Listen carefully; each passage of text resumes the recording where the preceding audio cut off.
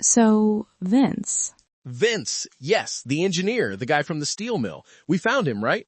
I mean, last episode, you basically said we had a match, the patent, the rare alloy. It was the smoking gun. It was a smoking gun. The problem is, the gun was in an empty room. Here we go. You are about to ruin my day, aren't you? I'm just looking at the facts, Liam. The records show that Vince Peterson was real. He was a metallurgist. He worked at Crucible Steel. He definitely handled that rare titanium antimony alloy found on Cooper's tie. Okay, so case closed. We book him. Not exactly. See, Vince was 52. He was happily married. He was fully employed during the layoffs. He didn't skydive. And physically, he was too tall, too fair, and, well, just too normal. The particles on the tie tell us where Cooper was. He was in that industrial ecosystem. But Vince is just a ghost created by the data. That is incredibly frustrating. It's like finding Cinderella's glass slipper and realizing it fits like a random grandmother in Ohio. Exactly. The tie gets us to the factory, but it doesn't point to the man. So we have to look somewhere else. We have to look at the ground. February 10th, 1980. Imagine a gray, wet Sunday on the Columbia River, about 9 miles downstream from Vancouver, Washington, a place called Tenna Bar. Wait, hold on. This is the Goonies moment, isn't it? The what? The Goonies. 1985, misty Oregon coast. A bunch of kids finding a pirate's treasure map. This is literally the prequel. Interestingly enough, you're not wrong. It was an 8-year-old boy named Brian Ingram. He was there with his family building a campfire on the beach. He's smoothing out the sand, digging a little pit, and his rake hits something. 3 bundles of rotting black cash. That is actually insane. Just right there, in the sand? Right there. $5,800 in $20 bills. The serial numbers matched the Cooper ransom. But here's the thing that has driven investigators crazy for 40 years. The rubber bands were still on them. Okay. Why is that weird? Rubber bands are organic. They rot. If you leave a rubber band outside in the Pacific Northwest, sun, rain, air, it crumbles in less than a year. But these bands were intact. They crumbled when Brian touched them, but they had held the money together for 9 years. So what? The money wasn't in the river the whole time? It couldn't have been. If it had been tumbling down the river from the drop zone since 1971, the bands would be gone. The money would be pulp. This implies the money was buried, protected, dry. Or maybe Cooper had magic rubber bands. No magic, Liam. Just science.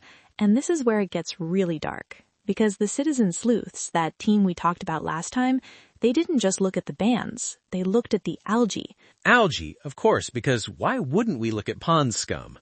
Diatoms, actually. Microscopic, single-celled algae. They have these hard silica shells, and different species bloom at different times of the year. It's like a seasonal fingerprint.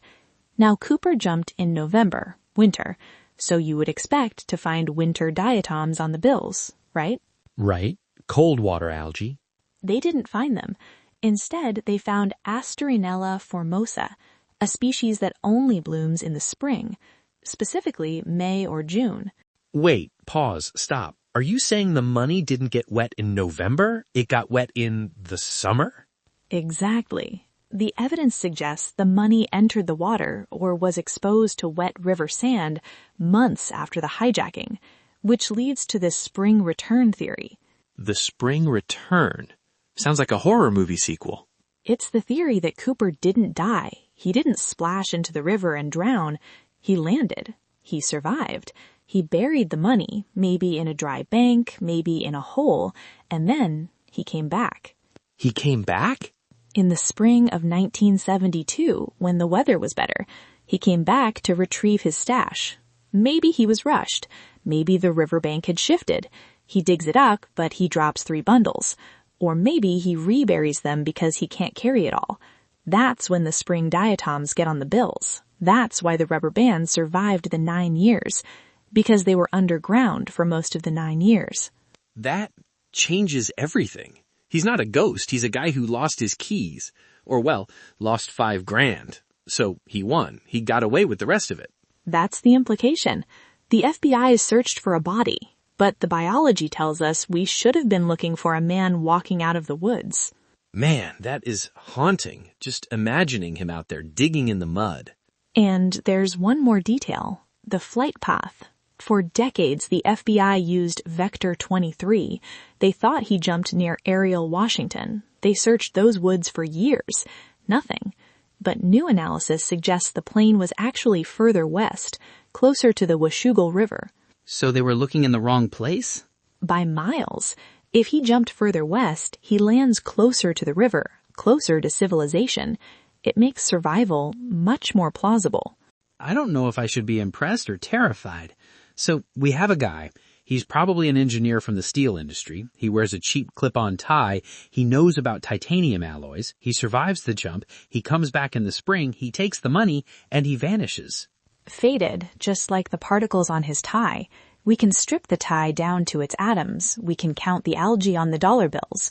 But the man himself, he's just a negative space, a silhouette cut out of the sky. So that's it? We're done with Cooper? For now. We've looked at the science of the air and the biology of the ground, but sometimes, Liam, the mystery isn't about physics. Sometimes it's about art. I'm still Team Deed. Art? You mean like paintings?